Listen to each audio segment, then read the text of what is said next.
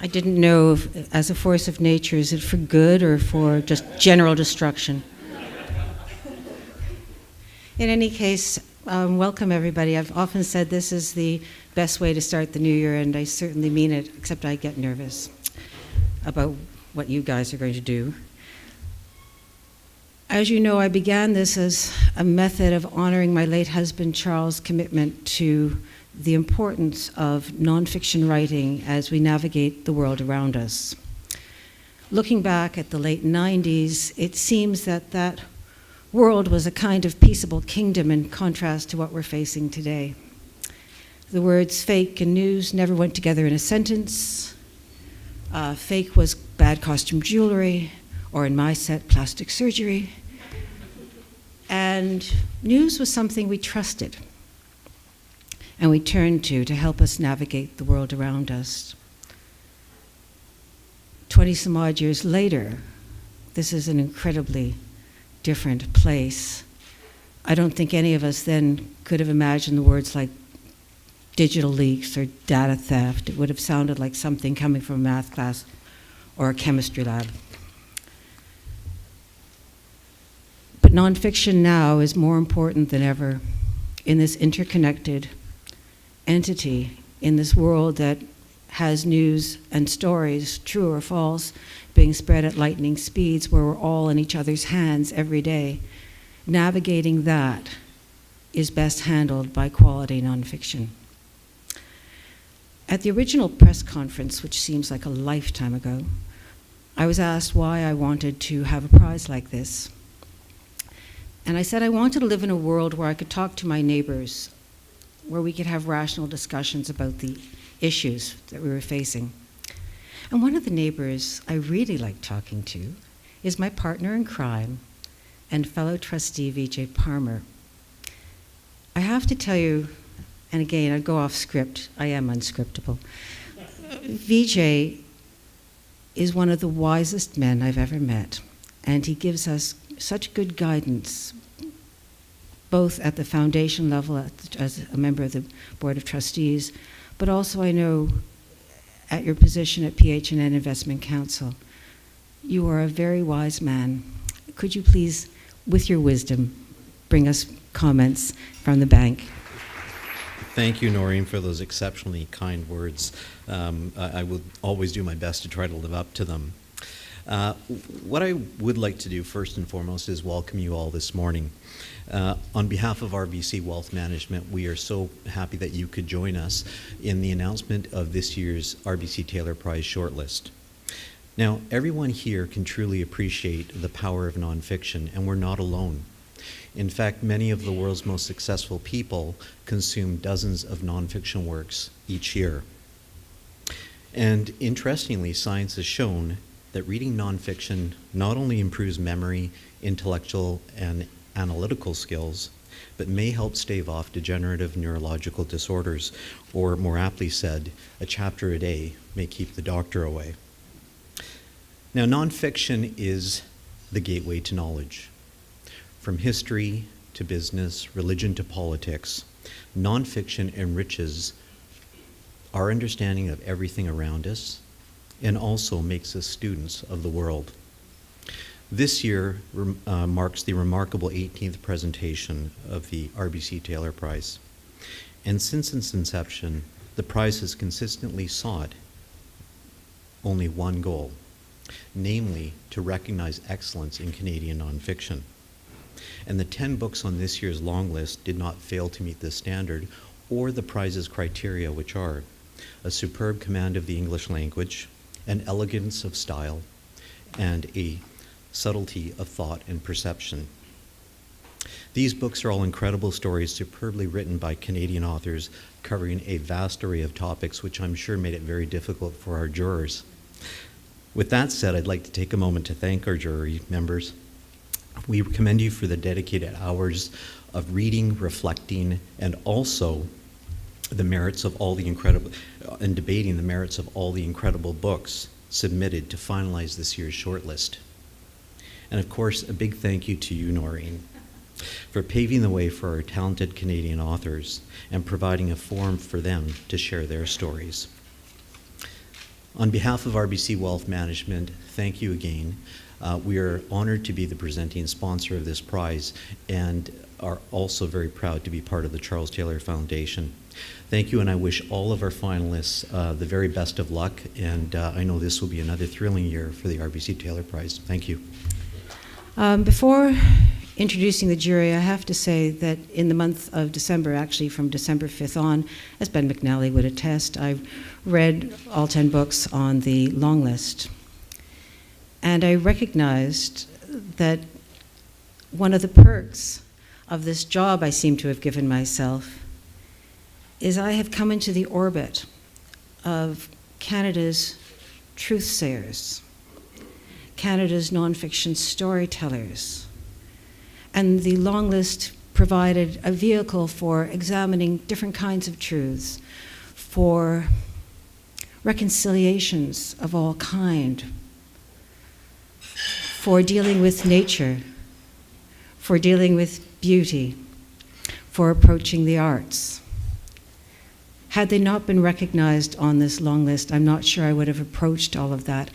And so for the people who wrote those books, for the publicists, editors, and publishers, thank you for bringing them to my attention. This year's jury read over 100 books, I think 115 if I'm correct, and on December 5th they delivered a superlative long list. And now they're about to tell us about their shortlist. But before they do that, I have to tell you about them. If the RBC Taylor Prize had a tagline of recognizing excellence, then this year's jury simply exemplifies the word excellence. Collectively, they embrace so many disciplines and outlooks on this country, and they bring a blend of expertise that I think will be unparalleled. I think you're a tough act to follow.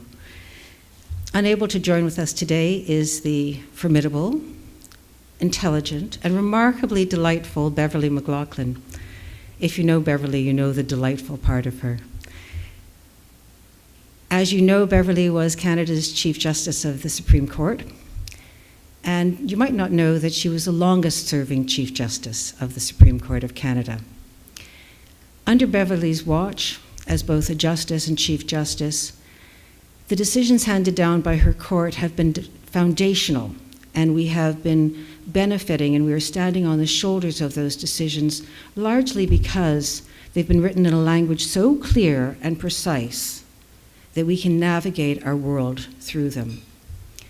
I dare say that these decisions will remain foundational for years to come, and I also dare say that nobody in this country knows as much about what is going on and what Canadians are thinking about as our Beverly. Camilla. I fell in love with Camilla when I met her between covers when her book was longlisted and then shortlisted. This Is Happy for the RBC Taylor Prize, and it was a book I simply couldn't put down. And I think everybody who read that book probably felt the same way.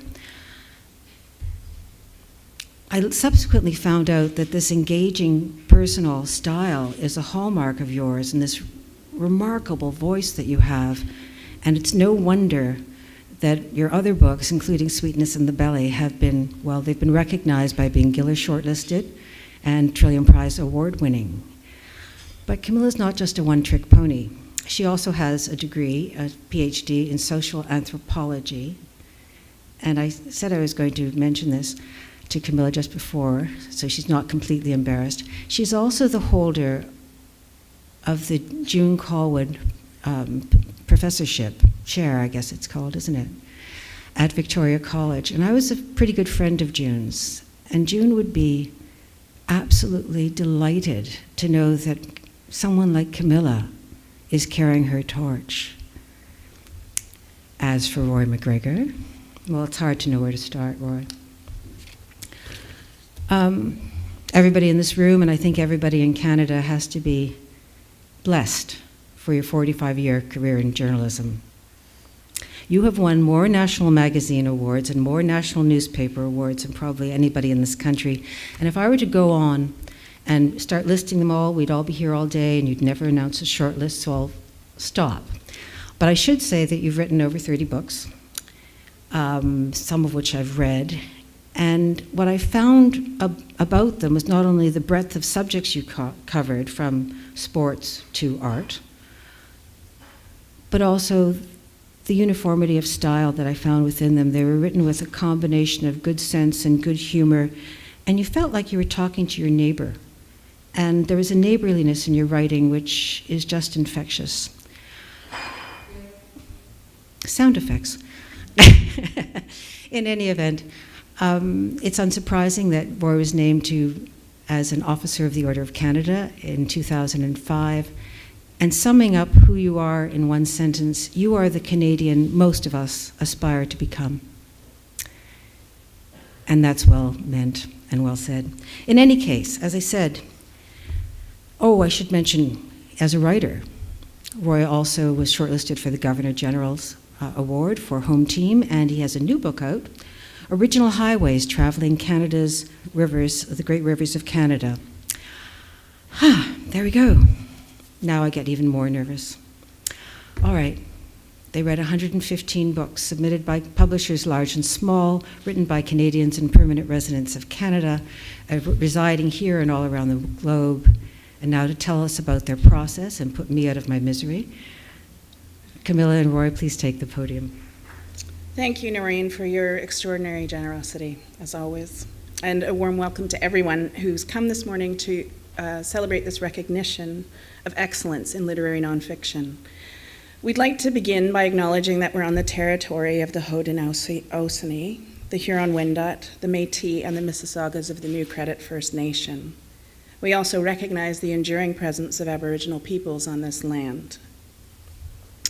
We, the jury, were overwhelmed by the number and variety of books submitted this year for the RBC Taylor Prize. They covered a vast array of topics, came from all over the country, and were a vivid and exciting representation of the multicultural reality of Canada. It was no small task whittling the field down to a long list of 10, and then many hours of rereading and debate to get to the shortlist we present today. We want to stress, however, that every single book submitted is a winner, a triumph of hard work and creativity and incredible talent. And we sincerely commend our many Canadian publishers for their dedication and their belief in Canadian nonfiction.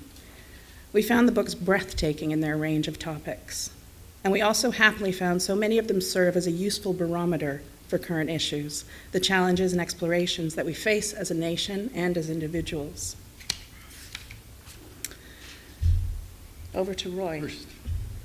Thank you, Camilla. Excuse me. I think we'd like to say that of the 10 books that made our long list, any of them could be on the short list. It was tough. We did come out with 5, but we hugely admire the 10. And we want people to remember that the long list is the list you should read. First up would be, in our short list, Bill Gaston. Just Let Me Look at You on Fatherhood, published by Hamish Hamilton, Penguin, Canada. Bill Gaston sets out on a solitary journey 80 miles across the Salish Sea in a boat that he describes as a piece of junk. He is heading back to the bittersweet place where he spent time as a child living aboard a boat with his father, learning to fish and learning to be wary of the fluctuations of his father's moods when he drank. This is a quiet, meditative, and tender-hearted exploration of childhood, injury, and its legacy across generations. Next, we have Ian Hampton. We think it's Jan in 35 pieces. We couldn't ask the publisher. That would be giving things away. A memoir in music published by Porcupine's Quill. Cellist Ian Hampton has created a lyrical reflection on the world of music and classical composers and musicians in the 7 decades since World War II. Beautifully written, the book is structured around 35 pieces of memorable music. In vivid strokes, Hampton introduces us to the great conductors, performers, and composers he encountered as a musician in England, California, and finally the west coast of Canada. Along the way, he introduces us to some of the finest music the world has produced. By turns reflective and humorous, this beautifully paced book chronicles the trials and triumphs of a life devoted to music and defined by the people he worked with and loved. Judging by your reaction, Noreen, is this the first you're hearing this? Have they kept this a secret? That's fun. Congratulations to Sheila. That's fantastic. Keeping a secret from Noreen. Kate Harris, Lands of Lost Borders. Out of Bounds on the Silk Road, published by Knopf, Canada. From her vantage point as a student of the history of science, explorer, and adventurer, Kate Harris presents a rare and unique vision of the world and explores the nature of boundaries. Unable to realize her childhood dream of traveling to Mars, she decides to trace Marco Polo's Silk Road by bicycle. Vivid descriptions of the places and the people that she meets inspire deep and eclectic reflections on the nature of the world, on wilderness, and on the struggle of humans to define and limit them. This is a book that changes how one thinks about the world and the human compulsion to define it. Elizabeth Hay, All Things Consoled, a daughter's memoir, published by McClelland and Stewart. In this brilliant and honest memoir, Elizabeth Hay traces the final decline of her parents. Her father, a proud and ambitious school teacher, possessed of a terrifying temper and moods of melancholy, and her mother, who kept the family peace and reconciled herself to life through painting. As she cares for her parents in their final days, Elizabeth, the difficult daughter, describes the truth of who they are and what they did. Tender, witty, and brutally honest, the book tears open the cloak of shared secrecy to bear the dynamics of a family, the fears, sibling rivalries, joys, disappointments, and grievances that have lain unacknowledged throughout the decades. Darrell MacLeod, Mamaskatch, A Cree Coming of Age. Published by Douglas and McIntyre, a torturously beautiful memoir of growing up in a world of violence and family trauma. MacLeod's writing is lyrical and offers a powerful examination of contemporary issues, from sexual self-identification to the scars of residential school to the contemporary search for reconciliation. Mamaskatch means shared dream in Cree, and while there are unavoidable nightmares along the journey, there are also dreams of hope at times of exquisite beauty and renewed pride. Is that 5? Okay. In conclusion, it was an honor to work with my fellow jurists, Beverly and Camilla, as we read, reread, reflected, and discussed vigorously. There were some minor disagreements, but by and large, we got along terrifically, and we're very much in agreement when we came down to at least the final 3. And then we added 2 with a little bit of debate, and we're very happy with what we got. As Camilla said, all of these books are winners, triumphs of hard work, creativity, and incredible talent. We would like to thank all of the authors for the excellent quality and diversity of your work. You make us all proud to be Canadian. Finally, congratulations to all of the shortlist members. We look forward to seeing you on March the 4th. You know, I've got to say something. I actually never know. I'm in the dark. Sheila knows, Peter Ennison knows, Laura Parks knows, Kira Parks knows. I know 0. And I always pit myself against what are these people going to do. And usually I'm wrong. Today I have to tell you I was pretty clever. And I'm excited about meeting these authors. I've met them between covers, so now the opportunity of meeting them is going to be, I think, one of the most rewarding things that I get to do. I certainly know this wasn't an easy decision because I know some of my favorites did not make the final 5. But congratulations, first of all. They have to go out to the writers of all these 10 books. They were amazing. They have changed my life and anybody else's life who read them.